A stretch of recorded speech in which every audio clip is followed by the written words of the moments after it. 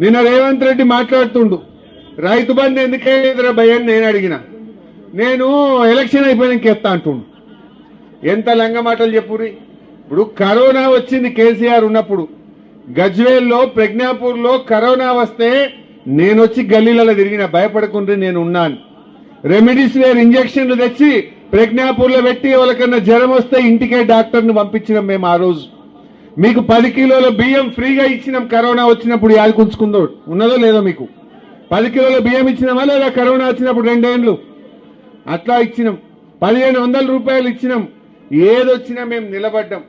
ఇప్పుడు ఆ కరోనాలో కూడా రైతు బంధు పైసలు టైం మీద వేసిండా లేదా కేసీఆర్? కరోనా వచ్చినప్పుడు రైతు బంధు ఆగిందా? మరి ఇప్పుడు ఎందుకు ఆగింది?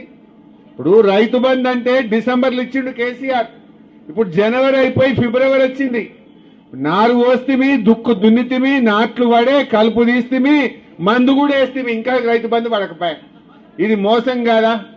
మందు సంచులకు కూడా రైతు బంధు అందదా? నేను అంటున్నా రేవంత్ రెడ్డి, ఇప్పటికి 2 రైతు బంధులు ఎగ్గొట్టినావు నువ్వు.